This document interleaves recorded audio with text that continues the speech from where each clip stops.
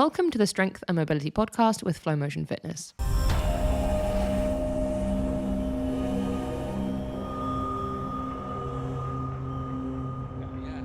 Injuries like that. Well, and this is something that I feel like, we should probably bring up is that I think all of our interest in mobility kind of stemmed from aches and pains we were experiencing and like the frustration that we had not being able to resolve them. And also the just lack kind of of taking matters in our answers. hands. I'd say that the was lack it. of answers is what got me into it and what made me want to study it to begin with. Because I was like, at first I was like, the human body to me seems a little bit like an enigma or some kind of a puzzle that I'll never understand, based on how the physiotherapist that I was speaking to or the back specialist I was speaking to explained things to me. The way I asked them questions and the complete confusion that I got back was like, if you don't understand this, I'm not going to ever understand this. And it was very scary.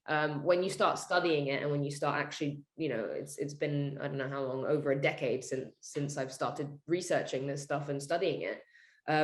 Finally getting to the point where I feel like I understand how it works and I understand where to search for answers. Obviously, I understand enough because I've managed to, get certifications and create a certification. But it's a topic that I feel is very much in its infancy.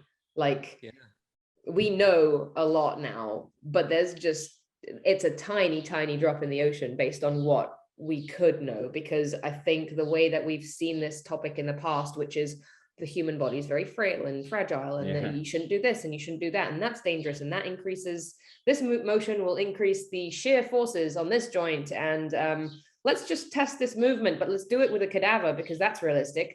And before you know it, you're like, you've got all these ideas about the human body and you're like, are they accurate though? When you look into some of it, not so much. And when new studies start coming out and debunking these old studies, you're like, oh, thank God, finally. Yeah, right. Well, I would love to hear your story. I've heard it before, but I know a lot of people haven't heard your story about kind of how you got started, because your story is one of the craziest stories, like the level of pain you were in, what you were dealing with, and then like where you're at now and seeing how you move now. Like if people understood, and I think what it'll do too is like, and this was a suggestion from a gal on Instagram named Alicia. Thank you, Alicia, for the suggestion. She really wanted to know that, like, hey, I think a lot of people are discouraged when it comes to understand that they can actually get out of pain once they're in it. I think a lot of people think that that they're not able to, and it'd be nice if maybe you could share a little bit about, some experiences that you've had either with yourself or clients. And I was like, hey, I know Hali has like the coolest story ever on this. So I would just like to kind of kick it over your way because your story is wild. Yeah, I'm really lucky. Cars just seem to really like to hit the back of my car, or the back of the car that I'm in. I mean, it's happened so many times. I don't even understand. Like every time Calum slams the brakes on, I'm like, please, not again. Like I have PTSD from it. The first car accident I had was when I was 17. And I was just in the back of my friend's car. We'd just gone to a car show because I'm obsessed with cars. And had a great time. It was an Alfa Romeo show. And I was sitting sideways with my legs crossed in the back of this crappy little, the little cars that you get in Europe as your first car. And his mom was sitting in the front seat. And I was like, okay, I'll take the back. I'll squeeze in here. And then obviously he's a new driver, so he stalls like at the roundabout, which, happens. It's no big deal. But the nitwit behind us didn't see that and drove straight into the back of his car, which, seemed like a tiny little bump. And I was like, okay, that's a bit uncomfortable, but I can still walk. 5 hours later, I could no longer walk. So that's what confused me about that injury, is the fact that we had an impact. I was in a little bit of pain, but it wasn't that bad. I could still walk. I could still use my body. About 5 hours later, there was swelling in my lower back, went to the hospital, had the most atrocious experience in the hospital, where they were basically telling me I'm paralyzed, I'll never walk again. They started bending me in strange positions, which I know now they shouldn't have done, because anatomically speaking, the lumbar spine doesn't do that. So they probably made it worse. It got to the point where I could no longer feel the need to pee. So I was holding my bladder for like 5-6 hours, getting kidney infections, not understanding why. I couldn't walk, I couldn't sit myself up, like those muscles were just not working. And then my physiotherapist, who, I mean, she was great at the time. She actually got me to do exercises, but she gave me a lot of pelvic floor exercises, which I know now was a very bad thing. But at the time, why was that a bad thing? Oh, I'm just curious. So pelvic floor specialists will explain how that, like, basically, like, Kegels are like, it's not a great exercise. It's overused, and it can basically cause a high tone pelvic floor dysfunction, which is what I've been dealing with, which is where you don't know how to basically relax those muscles at all. And it would have been contributing to my inability to feel the need to pee. So I was basically just holding it for like 5-6 hours because I was like training those muscles too much. So that's the first car accident. But basically I did get a little bit better, to the point where I could walk kind of normally again, and I was relatively pain-free, although I did randomly lose feeling in my leg on occasion, but it was getting better. Like, generally speaking, I was a functional human being after a few years. So I think the next one was when I was like 23-ish or something like that. So, I think like 2 years before we met. Yeah. And that was like on the M25 heading home it was Christmas Eve. Basically, it was like this pile up, almost hit the car in front of me, got really excited about the fact that I didn't. And then some car drove right underneath my car. And I was like, fuck, really? And immediately felt something in my thoracic, even though I didn't notice there was anything wrong with my thoracic for many years. But I felt something here straight away. And I thought, oh, that's a bit strange. I wonder whether that will, rear its ugly head in 5 hours time. It didn't, but my lower back did. Like, I had nerve damage. I had 3 herniated discs. The pain was excruciating this time round. So it was bad when I was 17, but this was like 3 weeks of barely sleeping, and going to back specialist, physiotherapist, getting scans, going to so many appointments and asking questions like, why can't I walk? Why is my leg muscle on one side degraded so much that like I had no glute or leg muscle left really? I just had like this, I had my pants, but then they were baggy on one side. Wow, a lot of atrophy there. Not a good look. But also it was very painful, just to have that kind of level of weakness and inability to feel my leg, or this intense fear of moving my back, because I had a bunch of assessments and they were like, well, you can't ever bend your back again. You will get worse as you age. It's only going to get worse. You will probably need canes to walk with in the next 10 years. You can opt for surgery, but it might not work. And I was terrified. I was like so scared, because I was like, everyone keeps telling me these awful things. And there was one distinct moment I was at my physiotherapist's. They were doing some kind of manual therapy. And I suddenly lost the feeling to my entire leg while he was doing something in my back. And I was like, oh, whoa, why did that just happen? And they were like, oh, I don't know. And the I don't know so casually that came out of his mouth was the main reason I went, right, stop what you're doing. I'm leaving and I'm going to start researching. And I stopped believing basically everything they'd been telling me, because I was like, well, if he has no idea, why should I listen to his diagnosis? He actually can't give me a reason as to why this is happening.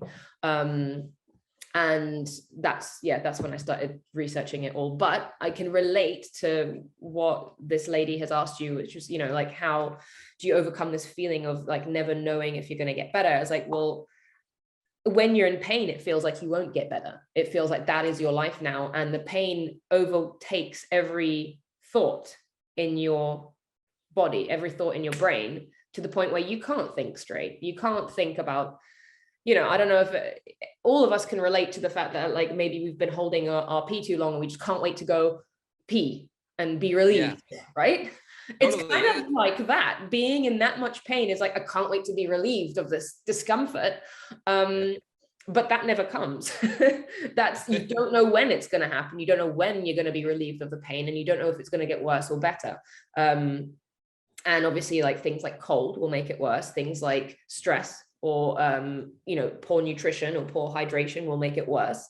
And if there's no answers and there's no proper assessments, then it's terrifying, and that fear itself can make it worse. Yeah.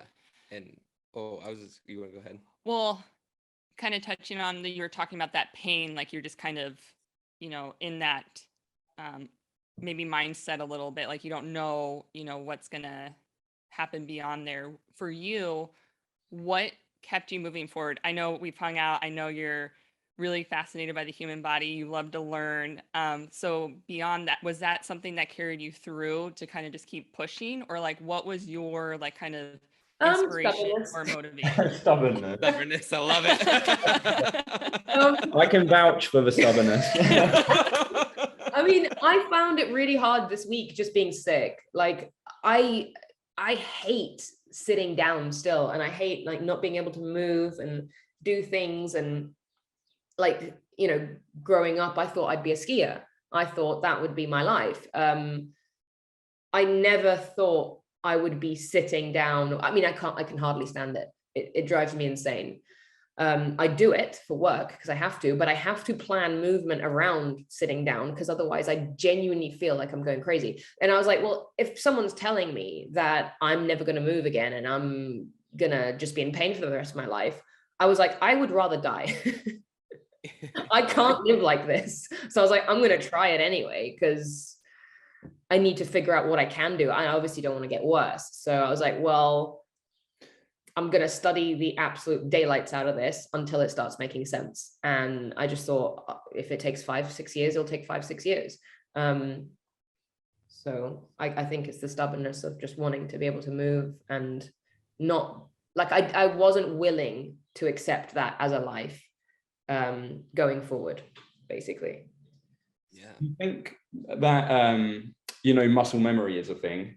So like, Yes. if someone trained when they were younger and they have a period of time off, like my brother's a bit of an example, and then they come back to training, and then all of a sudden they see these gains really quickly in strength again or muscle mass, because you talk a lot about injury memory. Mm-hmm. So that memory of trauma. Yeah, I think that's the reason why my back went so bad when we sat down in the cold. Yeah, no, I was just curious, like, is that a thing? Like, could your back pain, because you say sitting down causes you a lot more problems than me. I've never been in an injury where I was in the seated position. Yeah, so I actually have noticed this with a lot of clients, and I find it fascinating. And I literally just did this out of curiosity. I was like, I'm probably talking out my ass here, but let's just try this thing. And so basically we had a client who would squat sideways all the time. And I'd be like, well, that makes no sense, because her mobility was perfect, basically. Like there was no reason for that to be happening. There was no muscular imbalances. There was nothing. And I was like, well, have you ever had an injury? And she was like, oh yeah, well, like, when I was like 4 years old, I fell off a horse sideways. I was like, okay, well, let's just try pulling the tension onto one side of your hip and try to pull you the other direction, or the direction that you're trying to go into, and hopefully you'll resist, because otherwise you'll fall. So we tried that, fixed the problem straight away. I was like, so okay. RNT, basically RNT training. Yeah. But I also think that the amount of people I know that have been injured in specific ways, their risk of being re-injured or having some kind of pain prop up in the same position, which is a memory, is highly likely. So for example, for me, sitting down, any kind of impact sitting down, or any kind of like sitting down for long periods of time, to me is kind of almost traumatic to my body. And I need to sort of, for listeners who are hung up on what RNT is, could you explain what RNT is? Yeah, I know there's going to be a few listeners that are probably wondering what that is. And it's okay. So RNT literally is an acronym for reactive neuromuscular training. And it's basically a fancy way of saying using bands to make your muscles react. Yeah, you're making your nervous system react to like a force. Usually, like if you're trying to do like an overhead squat, for example, and you're folding forward, then you can actually have a band pulling you forward. And what your body will do, this is a reactive part, is it will react to that force, and the muscles will engage and pull you backwards. So you're engaging the muscles to help you stay upright, rather than, Yeah. so it's almost counterintuitive. You think if I pull myself deeper the opposite way, I'm just going to fold more, but your body reacts to it. So for example, with this And- girl who fell off a horse, Yeah. we were trying to pull her deeper into the position she was basically going into so that her body would basically stop. You could do this with knees as well. So if you've had like knee injuries and knee pain, you can or say you have issues with overlocking out your knees or something random like that. You can actually basically pull your knee into a position where you're trying to make it lock out, and then you're going to have to resist it. I suppose it's a form of stability training. You're trying to resist movement in an unwanted direction. Yeah. Sure. So basically, you're pulling the body further into dysfunction, and your body will begin to resist the opposite direction because it actually has some sort of physical mechanism that's pulling you in it, and your body doesn't like that. So you begin to resist it. And it probably based a little bit out of, I don't know which one of, I'm pretty sure it's one of Newton's laws, like for every action, there's an equal and opposite reaction. Oh, yeah. So, yeah, right. So that's ultimately it. Pull the body further towards dysfunction, you resist it, and that's RNT.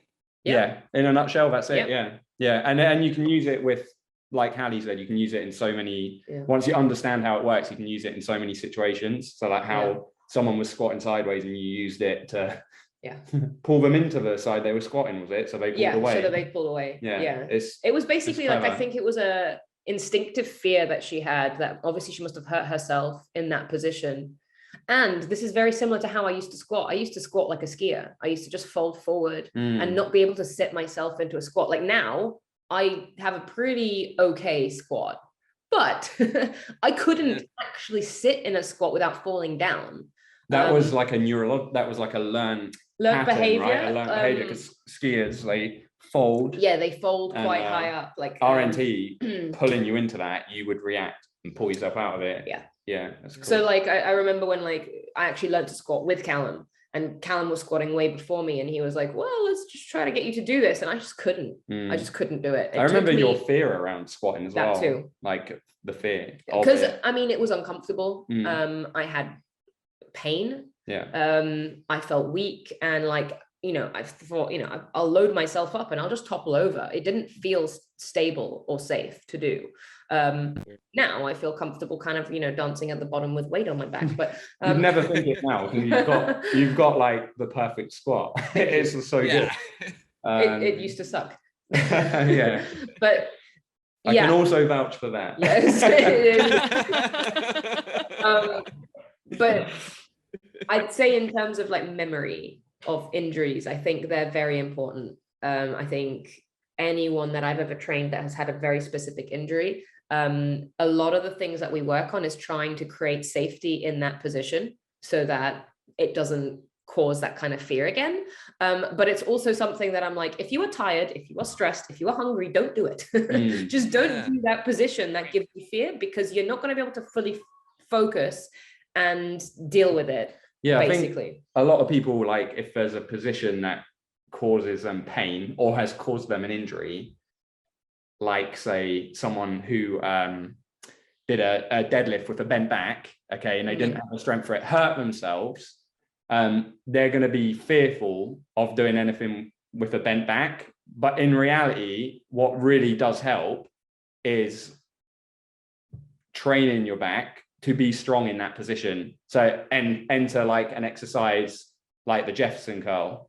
Like a bent back deadlift could potentially be dangerous for someone. They could get injured. I physically couldn't do that. I wish I had videos of this. My lumbar spine didn't move at all. It was just one big chunky block. And now obviously I can segment my spine, but you know, that's again fear and a memory, because that inability to move stayed way after I got rid of the pain.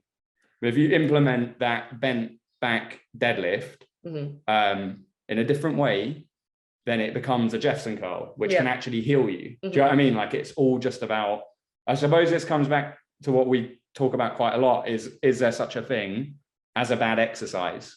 Or are our bodies just unprepared for it? Right. Yeah. And I ultimately think that's what it comes down to, is either you're prepared for it or you're not. Because if you watch any strongman competition, and I love to bring this up when we talk about like lifting with a rounded back, the only way a person ever lifts a stone is with a Is rounded back. Yeah. That's the only way they can get their hands around it and ultimately set it up on top of like the stand that they've got, right? So like you think about that, and it's like, well, at some point when they go to grab that and get their hand around a giant stone, they're going to be rounded to some degree. But the thing is, they're strong in that position. They know how to brace and global flexion of the spine. They know, like, in this position, like how to brace and how to be strong in that position. And you know, that takes definitely some takes a lot of practice, and it takes some very clear attention to detail when you're doing something like that. And but I mean, it can be done when you see someone like lift up a 300-pound stone. Yeah, you were saying intention. I was saying intention, because like you can try to deadlift as a kind of newbie, and he's okay.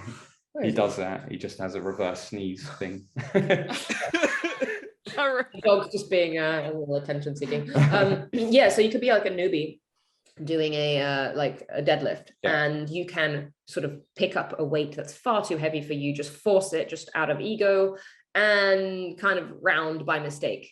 But you may have not ever trained that, and that could cause you a herniation or an injury, in which point you're going to go, oh my God, that's a really bad exercise. But that's not necessarily a bad exercise. The intention wasn't to do that movement. It was to do something else, and you failed. That's a difference. Whereas with a Jefferson curl, if you're slowly, increasing that, loading it up, and intentionally thinking about activating muscles, bracing and controlling exactly what you're doing, then it's a different thing entirely, but technically looks similar, but it's not the same thing. Yeah, it's like when you post a picture of a Jefferson curl and everyone's like, that's so dangerous. It's like, you do know I'm trying to bend my back. This isn't a deadlift and I'm accidentally bending my back. I'm fully aware that I'm bending my back. There's somebody, one of my friends, Jake, can do I think it's like 80 kilogram. I think he might have hit like 90 or 100 the other day. On a Jefferson curl. On a Jefferson curl, and he does it well.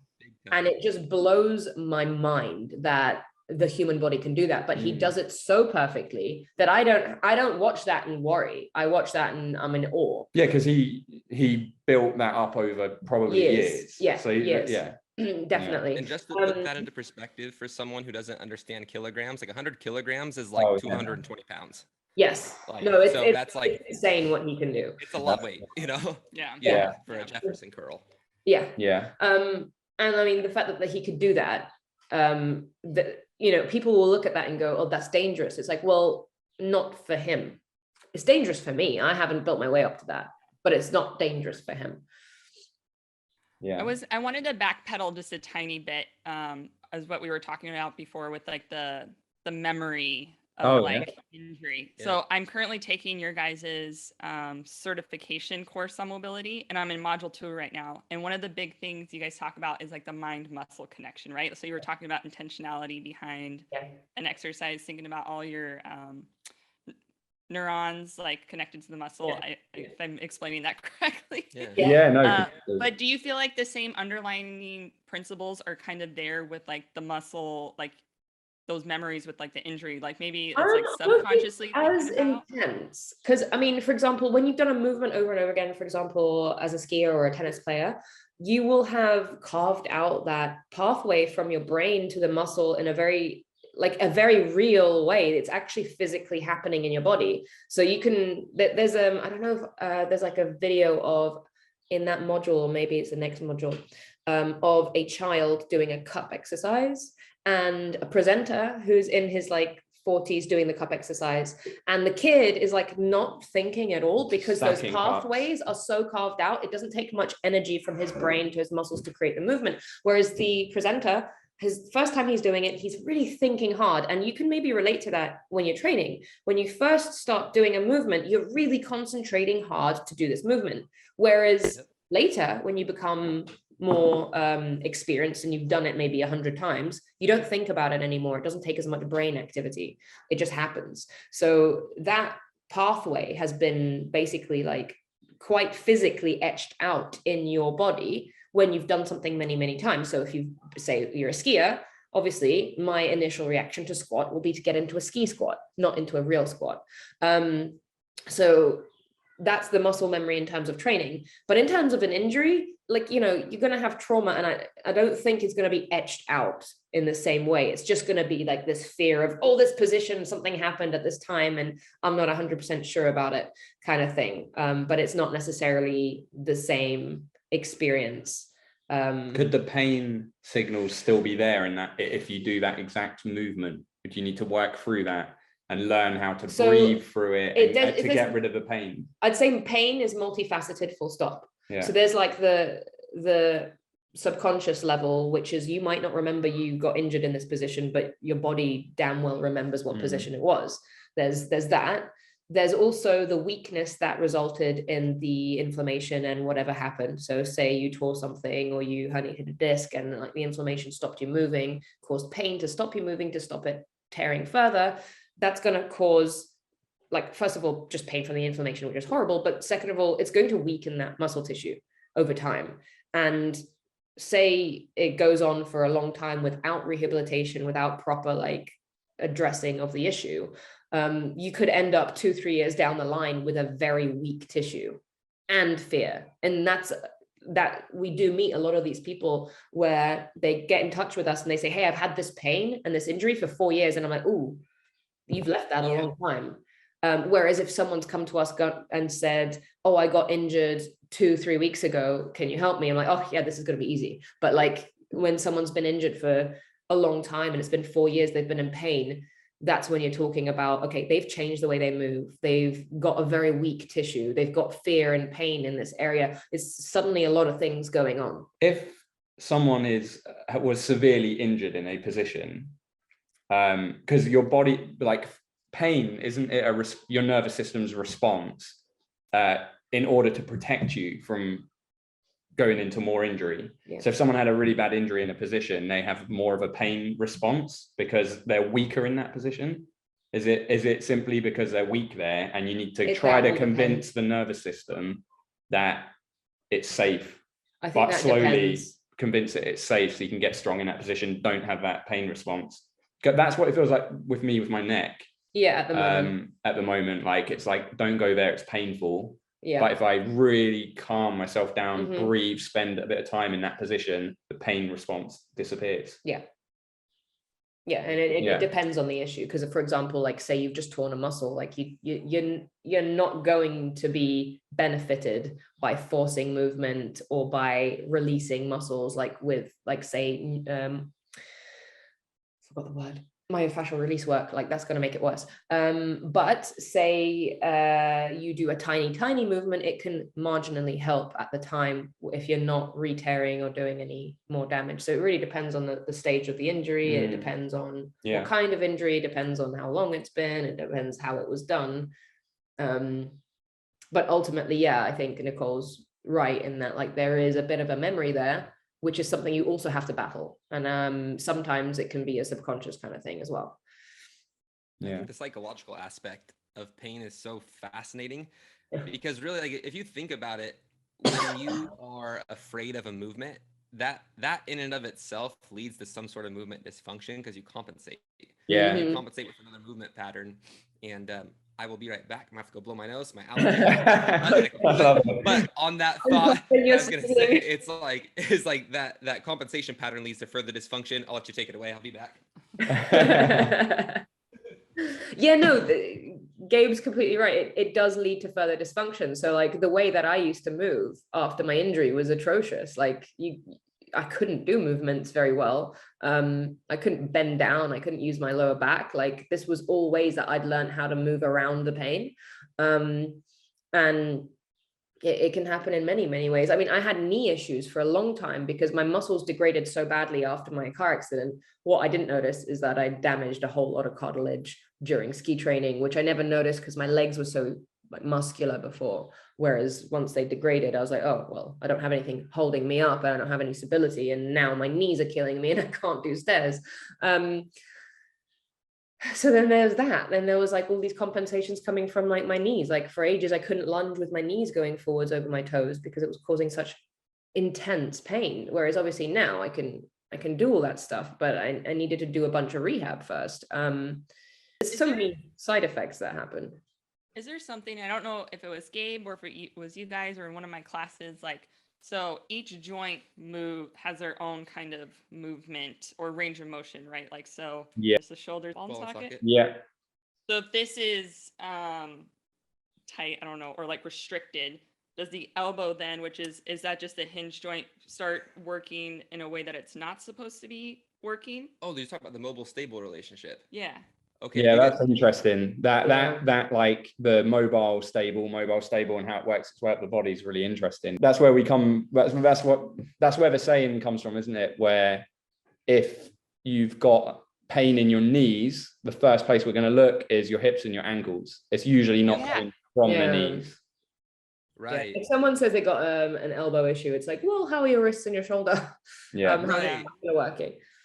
And just like a quick explanation, again, for those listening, kind of wondering what we're talking about with mobile stable relationship, like if you take your ankle right now and move it every single direction you can possibly move it, like give that a try right now.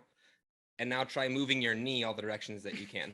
Like your knee's a hinge joint. You're going to notice there's not nearly as many possibilities for movement as there is for your ankle. But then if you go to your hip, try that.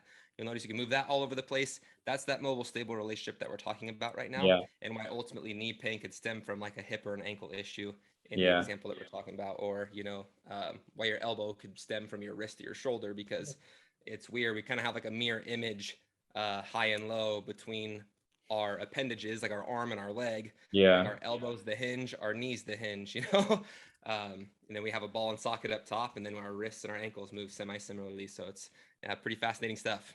Yeah. It's one thing that I actually really didn't like about my experiences with all my different physiotherapists was that they were looking at the area of the boo-boo. The boo-boo. The area of pain then. They were literally like, okay, you're in pain here, let's look at it. But like the dysfunction of my body as a result of the injury I had was my ankles, my knees, my hips.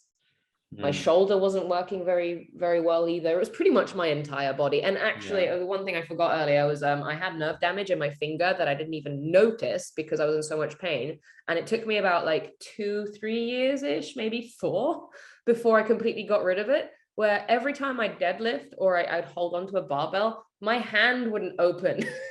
Oh no! You sound like the claw I hand. like pull my fingers out. I was like this weird person at the gym, like pulling at my fingers. But yeah, that must have been a thoracic issue that I felt immediately. But the thing is, like, the human body can do all these crazy things that you might not even notice. And if you're, say, in a lot of pain, you might not notice the other minor injury that you've had.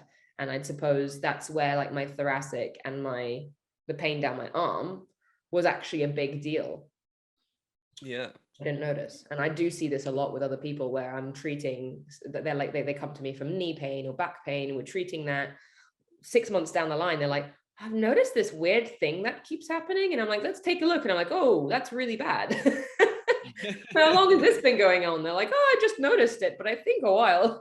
But it's like, you don't really notice other things in your body when you've got a lot of pain.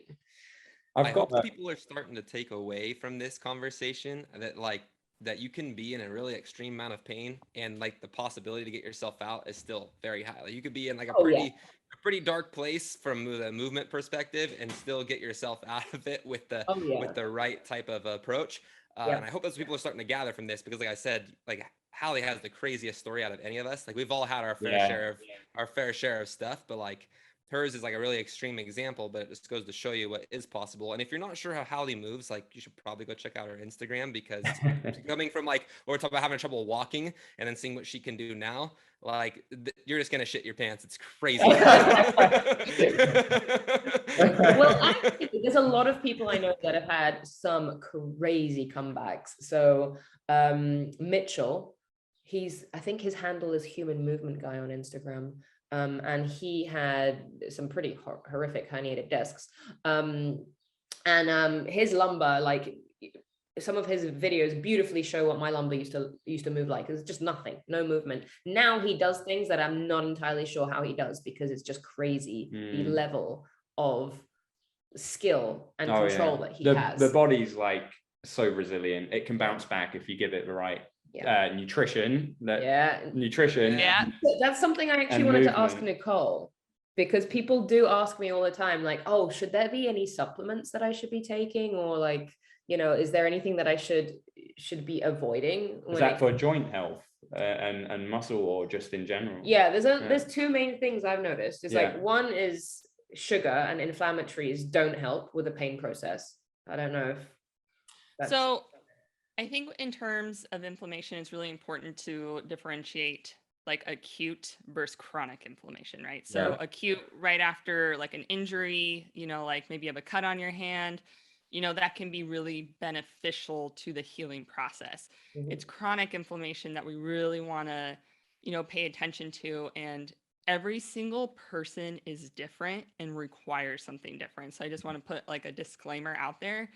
And so it really depends on what your health debt is. I kind of like to look at what people's health debt is. So someone like myself, if I were maybe experiencing a little bit of joint pain, I'm pretty active. I eat I try to be more intentional with my diet. So like my health debt, if I were to, experience some sort of injury, is probably gonna be a lot less compared to someone who has been sedentary, hasn't been working out, has had, not the best diet. So going back to like the chronic inflammation, low grade. So if someone's experiencing, joint pain, it's really important to think about the foods that you are nourishing your bodies with. So the big things that you kind of want to stay away from, Hali already alluded to a little bit, is, sugar, refined carbohydrates, foods that have a lot of,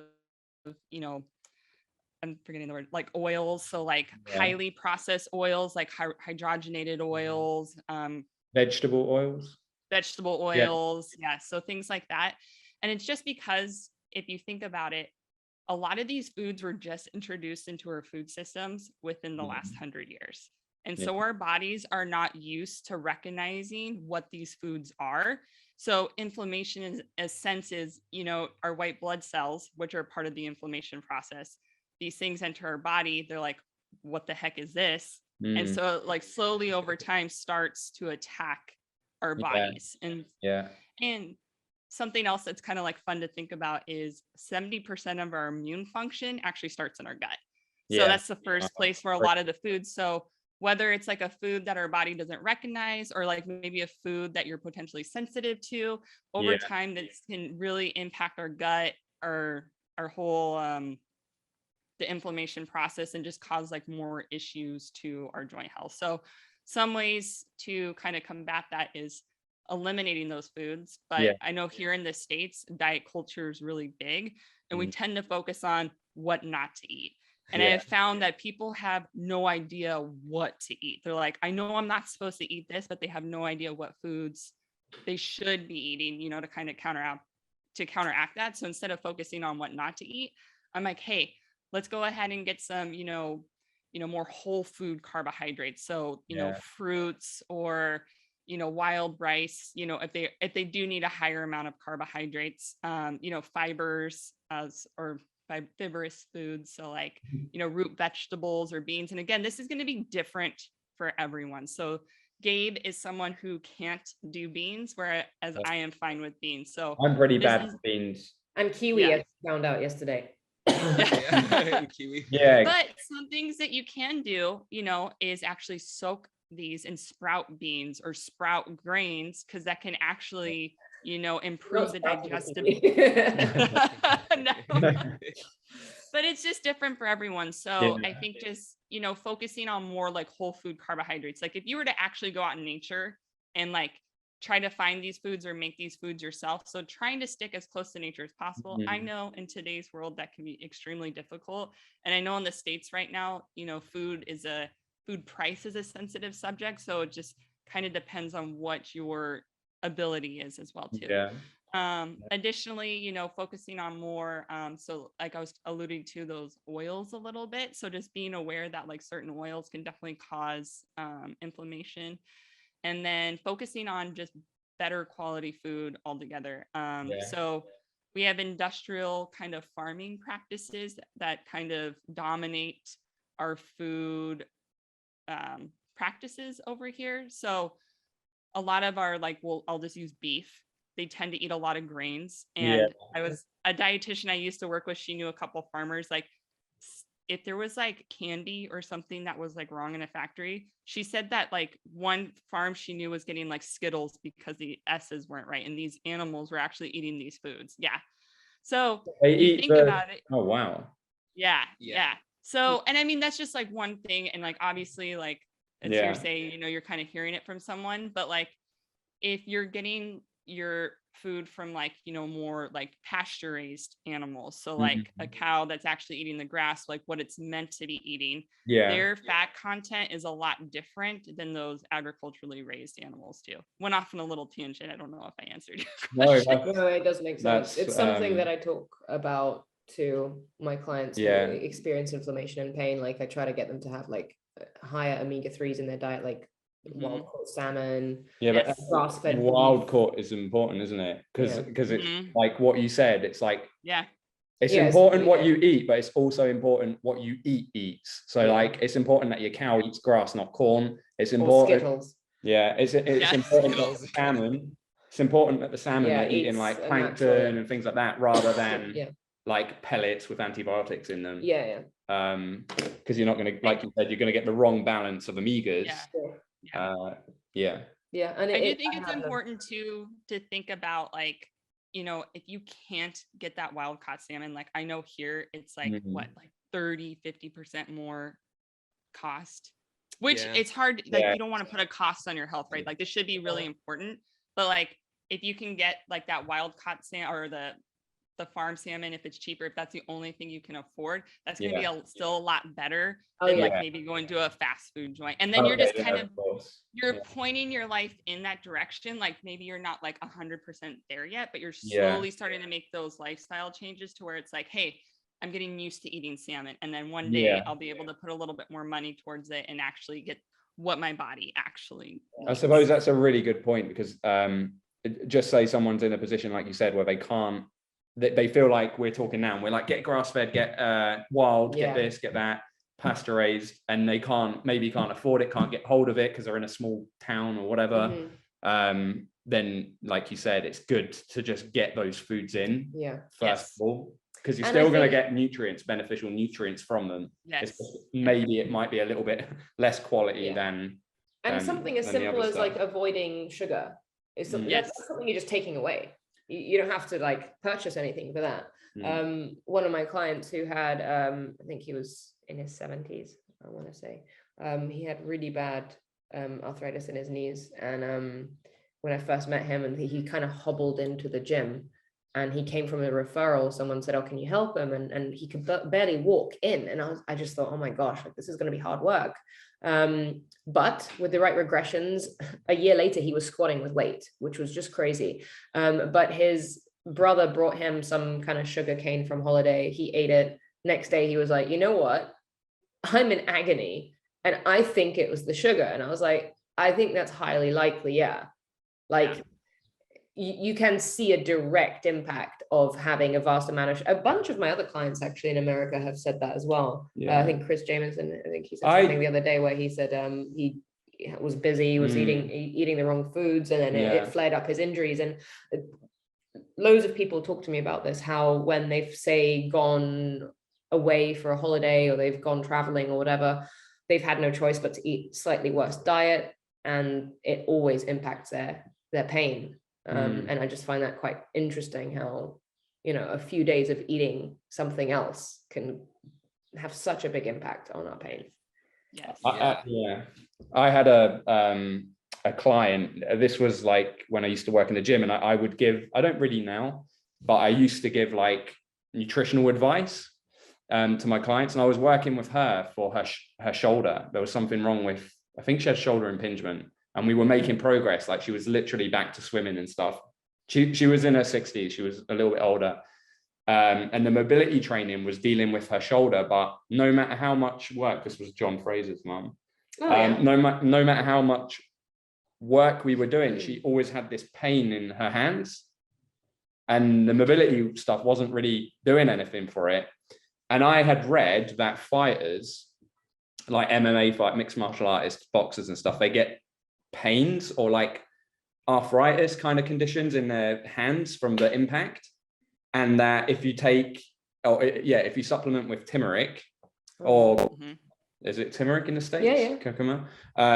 And you add black pepper to it to activate it, and a little bit of honey to flavor it, that it can reduce the pain and the inflammation and the swelling and stuff. And I got this lady to do this, and it was so impactful. She wrote me a huge, do you remember, like a huge essay saying not how much the training had changed her life, how much the turmeric latte had like literally got rid of the pain in her hands. I just thought that was crazy. Like, how can a food be so powerful? I used to get all my clients with arthritis to have turmeric latte. After that, it was like everyone. Yeah. What do you think of that? Is that possible that the turmeric latte is that powerful? So I don't know off the top of my head, but I know there's usually a certain amount of turmeric that's needed. And like you said, there's things that can actually help activate it, like black pepper, but also fat can also help, increase the absorption of it as well too, which is kind of fascinating. I love looking back in like cultures, like, so you think about I think it's Indian culture that does the curries. So they use coconut milk to make those curries, and there's a lot of turmeric and stuff in there too. So like they were probably including that in their meals, but there is a lot of research supporting that definitely helps, with inflammation reduction. I don't know the amount that's usually recommended, because sometimes, like, if I'm seasoning my foods with it, I'm probably not going to necessarily see the full benefit, but placebo is huge. I was going to say, I wonder how much, because I was telling her about the fighters and their knuckles, and I was actually like really selling it to her. That's how I managed to get her to try this turmeric. It's not the tastiest thing in the world. Maybe that had an influence on it. And I was listening to a podcast, and I didn't actually read the study. It might have actually been on Joe Rogan, but he was talking about the nocebo effect. And have you heard of this? Well, isn't it like kind of what the people were telling Hali, that she'll be in pain? No, that's a placebo. I don't really understand. So the study they were, you can get people. So there's actually studies showing that if you see your MRI results on your spine, you will clinically be in more pain just by seeing them. And that's because you now know it's there, but nothing's changed. The study that they were talking about, there was a double-blind study. So like there was this group of people where they were like testing some sort of medication. I don't know what the medication was. So one group received the placebo, the other group received the actual intervention. So one of the individuals took all their medication and they thought they were dying. No idea what they took. They went to the hospital, they went to the ER room, like all their vital signs were crashing. So they got a hold of the study and they're like, no, those are just sugar pills. This guy's on a placebo. Oh, shit. And then he got better within 15 to 20 minutes. Wow. Oh, wow. Our minds are so powerful. Our minds are really powerful. So, I mean, there's a lot of like with the turmeric, there is actual like scientific, backing with that too. And I think just eating foods too, like there's kind of like a compounding effect that can have like positive, like you're eating a lot of herbs, you're eating a lot of, like spices, things that have actually like I think it's like rosemary that actually has like a lot of vitamin C in it.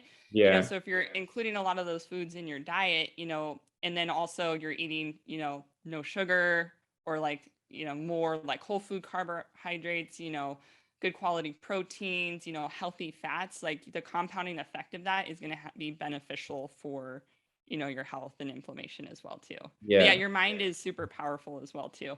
I remember I was telling Gabe, I worked with this guy. He was, I think he was like mid-50s. I know he had type 2 diabetes, maybe a little bit of like blood pressure, but he was so happy. Every single day he would walk into our office, like we're just like, oh, we're here for another 8 hours. But he was like, howdy doody, how's it going? And I was like, and seeing what he ate every day, like morning, noon, and night, fast food. He always had a couple large colas throughout the day. And I was like, I am surprised this guy, like he did have diabetes, but I was like, I'm surprised that this guy is not in worse shape as he is. And I feel like that positive outlook, and I know there's some studies that kind of show this, actually I think was beneficial to his whole health. Do you guys know who Ross Edgley is? The British kind of explorer fitness guy. He wrote the world's fittest book. The world's fittest book he wrote. I don't know. He's a guy that swam around the UK. He actually swam Great Britain. Oh, I have heard. Okay, so I have heard of this guy. Yeah. He travels around. In his younger days, he traveled around a lot, exploring like the fittest people in the world, right? And he was saying like, but what he found is that it's not always the people that have the healthiest diet and have the best like sleep routine and all of that. Because he was in like Mexico and he was working with, he spent time at a farm there or something, working with cowboys. And he said they were like, some of them were like 80 years old, like they were like old men. And every single night they'd eat like a ton of meat. Like you can imagine the cowboy lifestyle, right? A ton of meat, and they drink like whiskey and tequila, and like they get drunk. And then the next day, they'd wake up early and they'd be out working on the fields doing their jobs again. And they were so strong and physically fit. And he said, seeing those people like drink like that, eat like that, like made him like think twice about what he thinks is good and bad for the body. Yeah. I just thought that was incredible. And that could just be they have a positive outlook on life, and maybe that's one of the most important things. I think we talked about this during not our last podcast, but we were just talking because you had gone to Poland and you had gone out to eat a little bit, and you said that your body felt so much better. You were still eating nutritious things, but your body felt so much better by treating it a little bit. And I know for me, like it's so nutrition. There's like when I was in school, I like to say I am, what's that saying? What's the master of none saying? Oh, jack of all trades. Oh, jack of all trades, master of none. Because there's so many different things you can specialize in. And I've worked in a lot of different facets in nutrition, but I mean, it all comes down to like every single facet kind of has the same relating things like, try to eat a balanced diet, try to, focus on whole foods, real foods as much as possible. But like when it really comes down to it, like connection is a huge part of our our eating habits, right? Like, so breaking bread with people, having good conversations with people, preparing foods. If you're out, like if you're growing your own food or if you're hunting or gathering your own food, like those experiences are so a part of the food.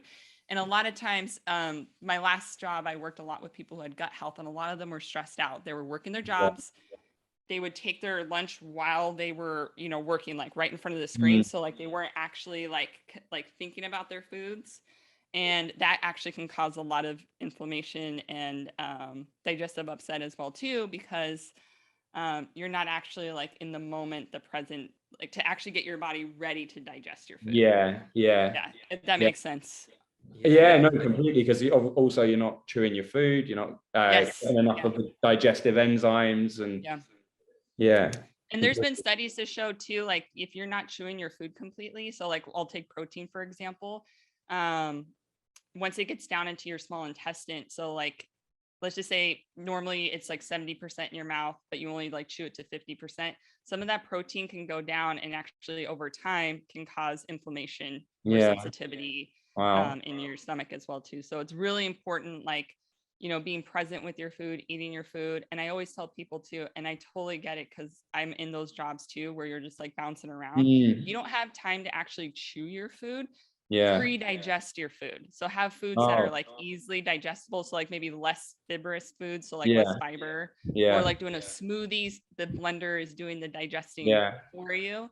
So that way you can I was just thinking you could also count your chews, right? Essentially, if you've got the time, like if you're eating beef, really, you could like say, before I swallow this bit of beef, I'm going to chew it 30 times. To make sure. I mean, really. Really, you could. No, it's really, I love Halli's like. That's such a Calum thing to say.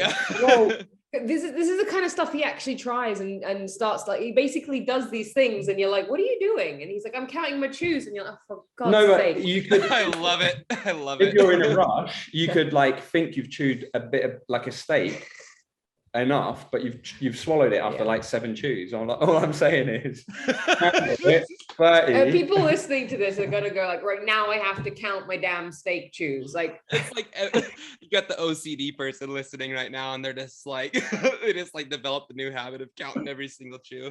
We can make a rep range for every single type of meat. Oh my God. I see a new program opportunity right there. Oh, it is, the Chew Your Food program. And for those that don't have OCD, I think just like not being busy while you're eating will Yeah. help you chew your food a bit more. Yeah. Well, that brings the conversation to food environment though. Like food environment is so huge because like, and I mean, really, let's think even about the types of conversations you have over a meal. Yeah. But that's something that, I mean, I don't know. There seems to be like a really strange fixation on politics over the last several years, like just as from people as a whole. And like, imagine getting all worked up over like some sort of political conversation while you're eating your food and what that does to your digestion. Like that's not good, because if we start talking about like a sympathetic state versus a parasympathetic state, like a lot of times people refer to the parasympathetic as rest or digest, Yeah. and sympathetic as like fight or flight.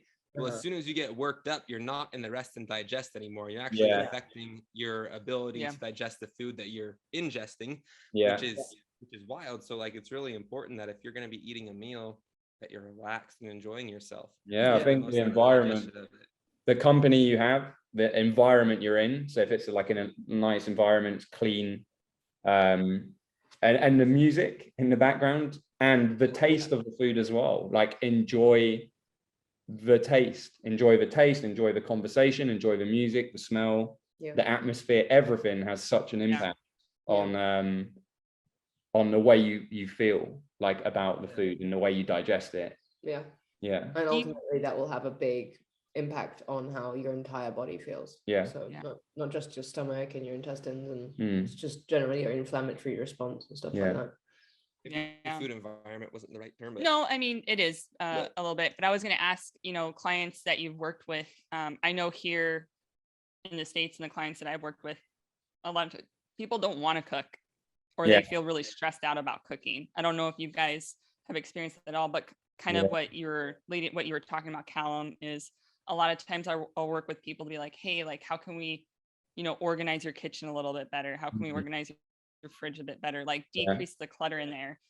Pair a fun activity with it, so that way you're actually like enjoying it, so that way you actually want to cook the foods that your body's actually craving, to help decrease inflammation as well too. And I think a lot of times too, just like with exercise and mobility work, like in the beginning you're thinking so much about those exercises, and it takes so much time to kind of think about, like it is the same thing in the kitchen. So typically I encourage people to pick a day of the week where they're not like, there's not a lot going on. Maybe try one or two, and I say recipes, and I think people kind of get bogged down with recipes, but like just trying one or two simple meals to where it's like, hey, I can do this really quickly. I can batch cook, have some leftovers for the next day. So that way it can decrease the stress. They're increasing the foods that they need to actually nourish their bodies with to, not only decrease inflammation, but get the most out of their workouts as well too. And then just feel better overall. That's actually something I wrote down earlier to ask, because back in the day when we were training people in the gym, sometimes people would turn up after eating just a sandwich for the whole day, and we'd be like, that you're not in a good state to train, like you haven't eaten enough before, and it matters. Actually fueling yourself properly before your training is important, because if you've eaten a bad meal and you're hungry, you're dehydrated, you're gonna get into your training session, and your chances of tearing a muscle is very high. Your chances of injury is very, very high. And you're not going to get the most out of your workout either if you're not nourishing yourself. And that's something I didn't talk about earlier too, is like making sure that whatever you're doing food wise, you're trying to be consistent with it as well too. Like you're not getting all your calories one day and then like only eating a sandwich the next day. So typically, and again, this is dependent per person and what their goals are and what their training needs are. But I typically would recommend people to have at least a good balanced meal, things that are not going to make you feel bogged down, like really, really high fat meals, or like foods with a lot of like, I don't know, I'm trying to think of like one right now, like what's something typical here? I'm like drawing a blank. For like lunch that people might have. Panda Express. Do you guys have Panda Express over there? What is it called? Peanut Express. I don't know, Panda Express or like McDonald's or like. Oh yeah, we have McDonald's. Those foods tend to make you feel really sluggish and bogged down a little bit because they're high sugar. There's a lot of fat and stuff in there. I'm probably getting a little off topic a little bit. But what I would encourage people to do is eat a good meal at least 90 minutes to 2 hours before, like a good high quality protein. It has all the essential amino acids in there. having a little bit of carbohydrate, maybe a little bit more, we like to call it complex carbohydrate because there's a little bit more fiber in there. So that way you have some nutrition, some like glucose to use during your actual exercise activity.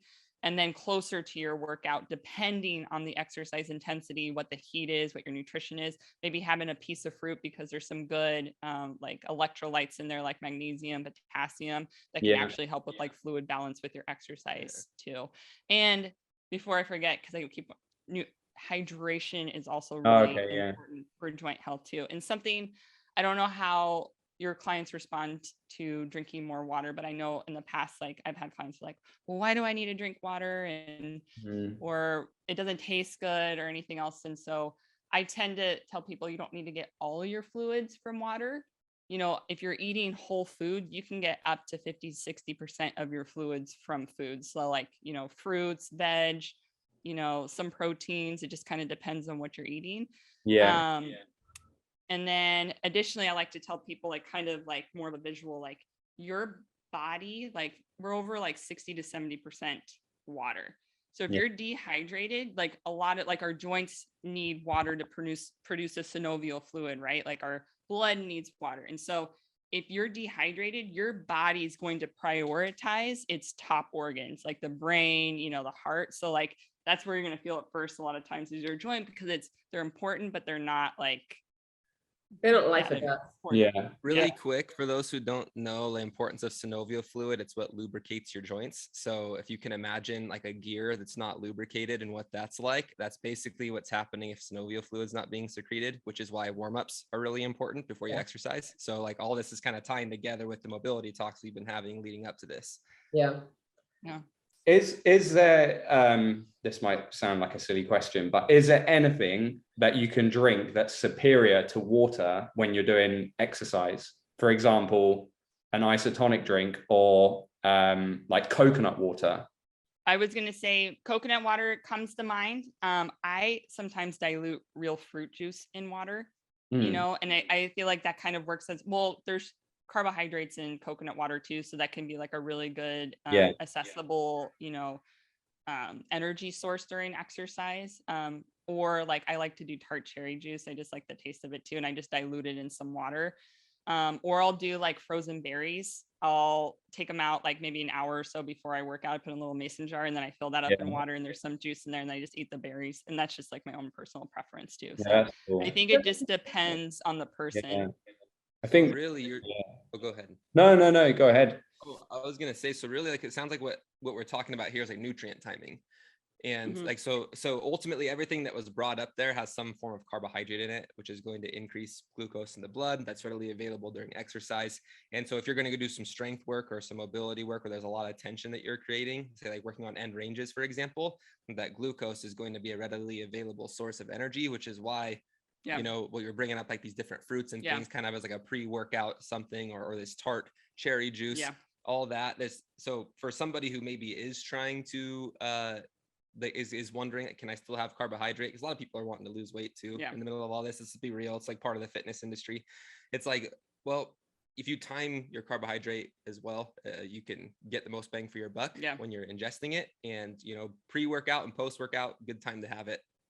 If you're a coach or movement enthusiast that wants to take their mobility and strength training to the next level, complete with understanding joint functions and assessments, understanding the science behind mobility training, and understanding how to program and adapt things for specific clients, then this mobility certification is probably for you. When I was a new coach, I'd done several courses and certifications, things I really enjoyed but didn't necessarily understand how to use practically. Nothing quite prepared me for the injuries I sustained in my car accident, and this propelled me into several years of quite intense study and finding specific courses. Several years of study kind of turned into a decade of obsession, and once I became obsessed with mobility and strength training, other athletes started to find me wanting me to help them with their mobility restrictions. I soon realized that absolutely everything I'd studied, I'd wished was in one place. Just one place where someone can take a course, understand all the science behind the assessments, the functions, how things progress scientifically, why we do things in a specific sequence, The amazing thing about this course being flexible learning and online means that everyone from all over the world who is using this course and has any questions can benefit from the private group that we've got on Facebook. We can cover new studies as and when they come out. And we can see how each person uses the course differently. Some people are martial artists, yoga teachers, CrossFit coaches, chiropractors, physios. Over time, we see footage come out of people using these methods in their gyms, in their movement practices, and with their clients. And it's really lovely to see how over time this method is starting to progress around the world.